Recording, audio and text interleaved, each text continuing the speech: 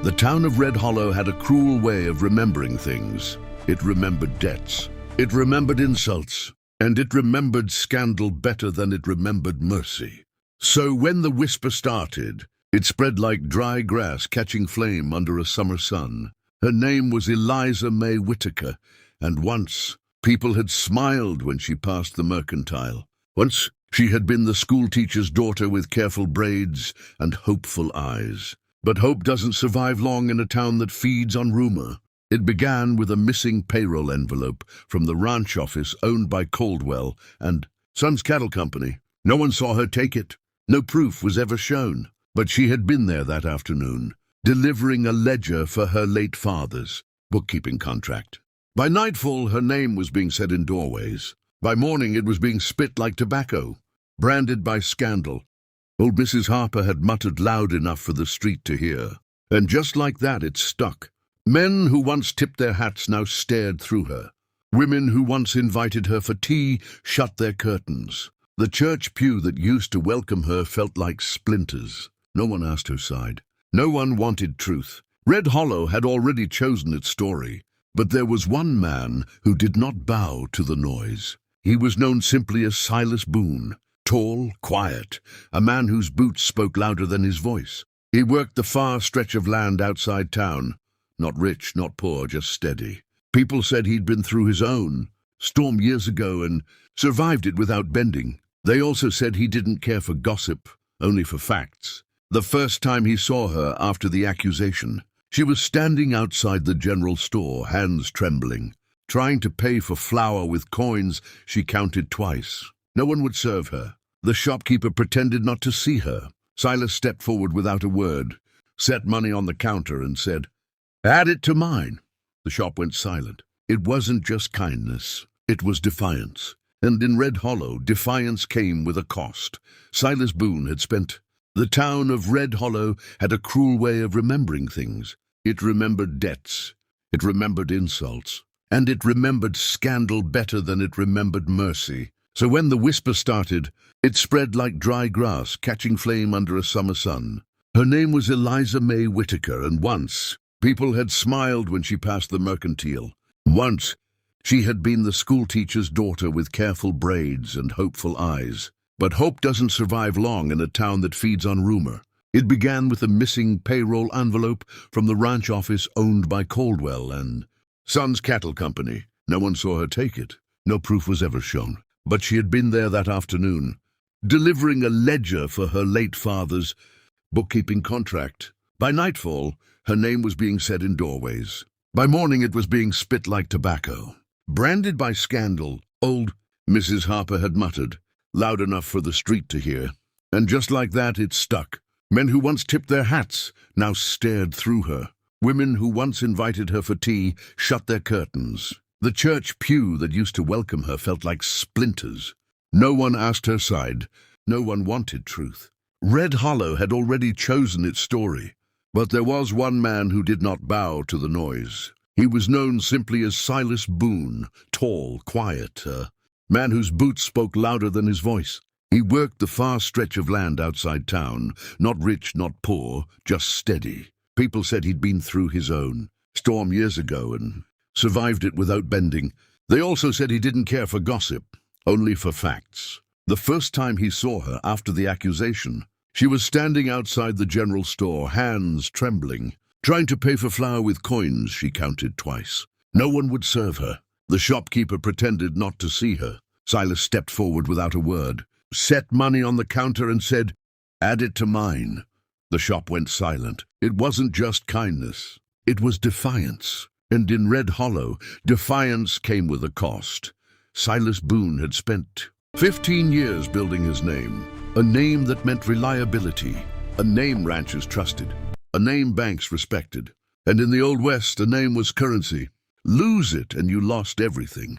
So when he was seen walking beside Eliza Mae 2 days later, carrying a crate to her small rented cabin near the creek, the murmur turned sharper. Boone's got himself tangled in that girl's mess. Careful. Scandal spreads. Reputation don't survive dirt. He heard it all. He kept walking. Eliza hadn't asked for his help. In fact, she'd tried to refuse it. Her pride was the only thing they hadn't stripped from her yet. "You don't owe me anything." "Mr. Boone," she had said, chin lifted though her eyes betrayed exhaustion. "I ain't doing it because I owe you," he replied. "I'm doing it because it's right." 3 simple words. But they changed something. Over the next weeks, Silas began quietly investigating the missing payroll. He spoke to stable hands. He rode out to the Caldwell ranch. He asked questions no one else bothered to ask. The envelope had gone missing on a day when 3 ranch hands were newly hired. One of them, a drifter named Harlan Pike, had disappeared 2 nights after the accusation. Convenient, too convenient. But proving it would mean confronting powerful men who were content letting a young woman carry blame. The Caldwell family didn't want embarrassment. They wanted the matter closed, and Eliza Mae was an easy ending. Then the warning came. Sheriff Dalton paid Silas a visit. "You're staking your name on a disgraced girl," the sheriff said, resting a heavy hand on the porch rail. "People are talking. Business might dry up. Think carefully." Silas didn't flinch. "My name don't mean much if it can't stand beside the truth." And that was the moment Red Hollow decided. Silas Boone had chosen sides. Trouble came on a wind-heavy evening. A rock shattered Eliza's cabin window. Then another. She hadn't done anything except exist, but in Red Hollow that was enough. Silas arrived before the 3rd stone hit. He stepped in front of her door as 3 young ranch hands laughed from the road. "You best head home," he said calmly. They didn't. The first swing came fast. The fight was short but brutal. Silas didn't start it, but he ended it. When the dust settled, the boys ran. Pride bruised worse than their knuckles. But by sunrise, the story had changed. Boone attacked innocent men. Boone's gone wild over that scandal girl. And suddenly contracts were withdrawn. 2 ranchers canceled supply agreements. The bank delayed his loan renewal. Whispers became consequences. Eliza stood on his porch that afternoon, guilt written across her face. "You're losing everything because of me." Silas looked out over his land, acres he'd worked by hand, fences he'd built board by board. "I ain't losing anything," he said quietly. "I'm choosing." And for the first time since the accusation, Eliza cried, not from shame, but because someone believed her without condition. But belief alone wouldn't clear her name. And Red Hollow was preparing to make its final judgment be because news had come in from a neighboring town. A drifter matching Harlan Pike's description had been arrested. They're caught trying to pass stolen ranch payroll bills. If that truth reached Red Hollow in time, everything could change. If it didn't, Eliza Mae Whitaker would remain branded forever. And Silas Boone would lose the only thing he'd ever protected, his name. Morning in Red Hollow broke heavy and windless, like the town itself was holding its breath. Silas Boone saddled his horse before the sun fully cleared the ridge, the leather creaking under steady hands that had known both labor and loss.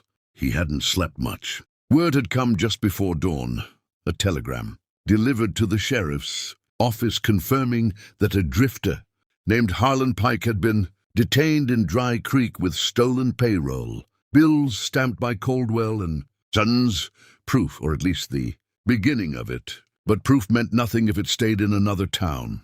Silas tightened the cinch and mounted without ceremony. He didn't announce where he was going. He didn't ask for permission. And he didn't tell Eliza Mae Whitaker until he was already at her cabin door. At shadowing his eyes, "They caught him," he said simply. Her breath caught. "Caught who?" "The man who ran." Hope flickered, fragile, almost afraid to exist. "Does that mean—" "It means I'm riding to bring back what they won't ignore." She stepped forward. "They'll say you forced it. They'll twist it." Let them try.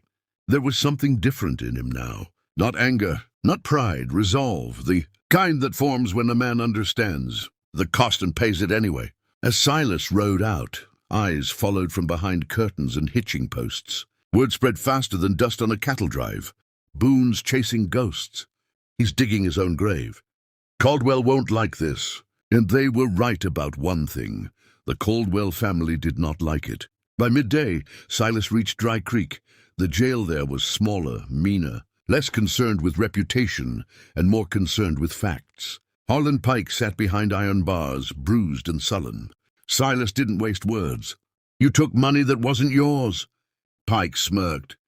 "And what's it to you?" Silas leaned closer, voice low and dangerous. "You let them hang it on her." That smirk faltered. Greed was one thing, but fear had a scent. Silas laid silver coins on the table in front of the deputy. "I need copies of everything he had on him, bills, cereal, stamps, statements." The deputy hesitated. Caldwell's a powerful name. "So is mine," Silas replied. It wasn't arrogance. It was a gamble. And for the first time, that gamble wasn't just about cattle contracts or land deeds. It was about a woman standing alone in a town that had already judged her guilty. By dusk, Silas rode back toward Red Hollow, carrying more than papers. He carried a reckoning. They were waiting when he returned. Not just curious onlookers, but men aligned. The Caldwell brothers stood near the saloon porch, flanked by ranch hands. Sheriff Dalton stood between duty and discomfort. The air felt electric. Silas dismounted slowly. "You went outside jurisdiction," one of the Caldwell brothers said sharply. "That's interference." "No," Silas replied evenly. "It's correction." He held up the folded documents. Payroll bills recovered in Dry Creek. Same stamps. Same day they went missing. Found in Harlan Pike's coat. Murmurs rippled. "That proves nothing," Caldwell snapped. "The girl could have given it to him." And there it was, the desperate reach. Eliza Mae stepped forward from the edge of the gathering. She hadn't meant to, but standing back felt like surrender.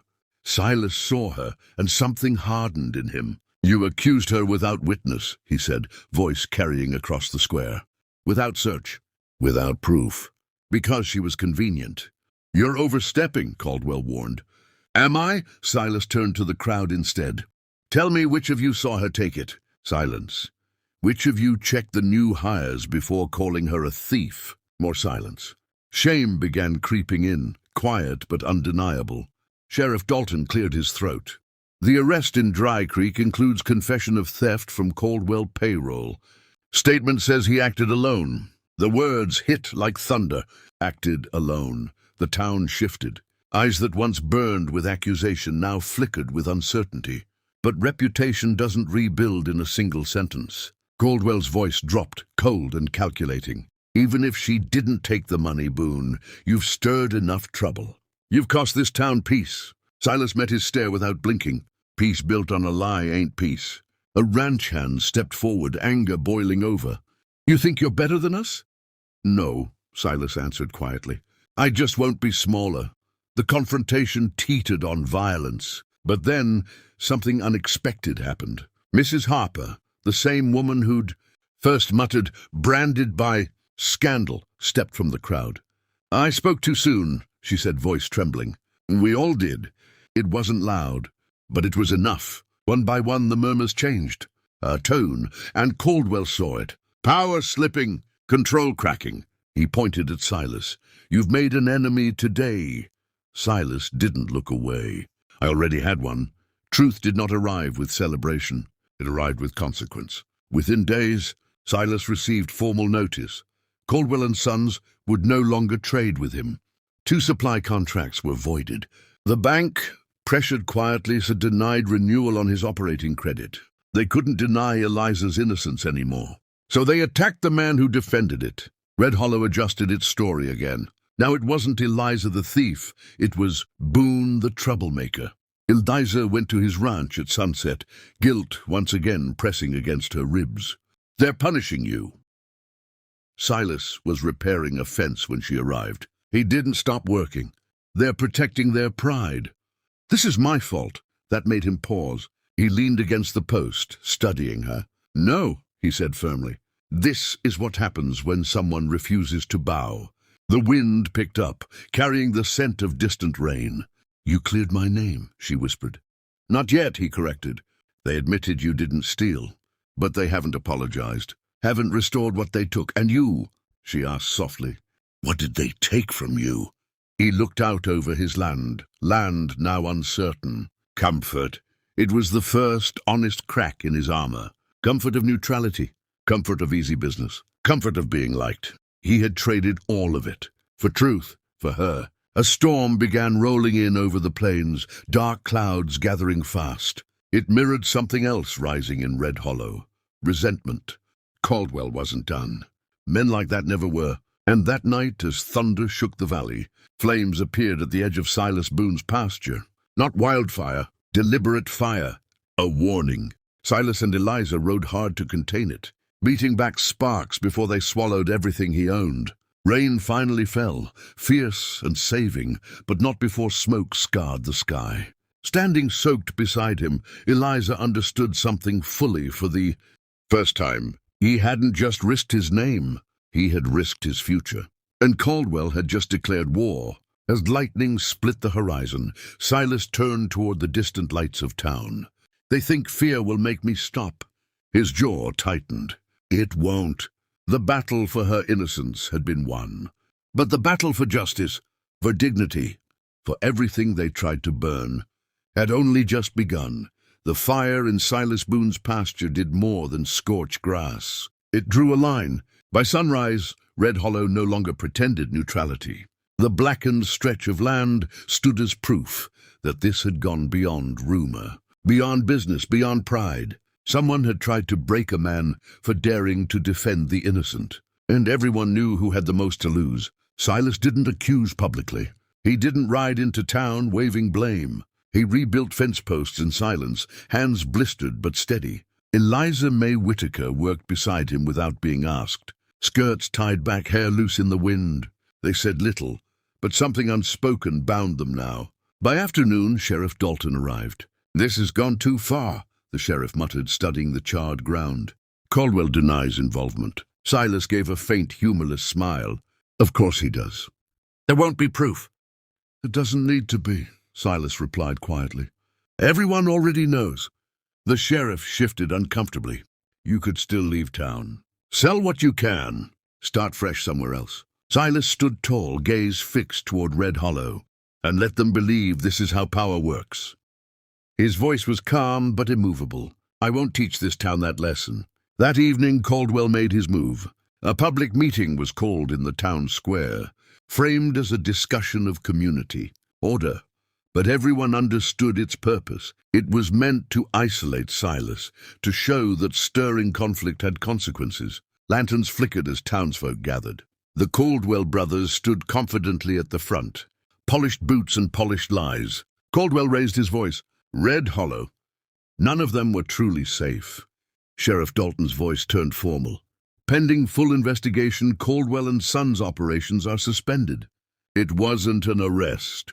Not yet. But it was collapse. Caldwell's empire had been built on intimidation and reputation, and both had just fractured. He looked at Silas with something darker than anger. "You've ruined me." Silas met his stare without triumph. "No," he said quietly. "You did that yourself." Lantern light flickered across faces no longer divided. Eliza stood at the edge of it all, tears in her eyes.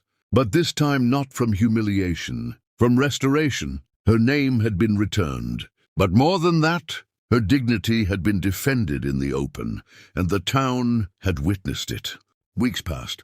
Investigations confirmed what pride had tried to bury. Caldwell's manipulation, the fire set by hired hands, the coerced silence. Caldwell left Red Hollow before formal charges could finish him. His land was sold piece by piece. The grand house stood empty by winter, and slowly the town rebuilt itself too. Not perfectly, but honestly. Silas Boone's contracts returned, not out of pity but respect. The bank reinstated his credit line. The ranchers who once withdrew now approached with quiet apologies. He accepted them without bitterness, because his fight had never been about revenge.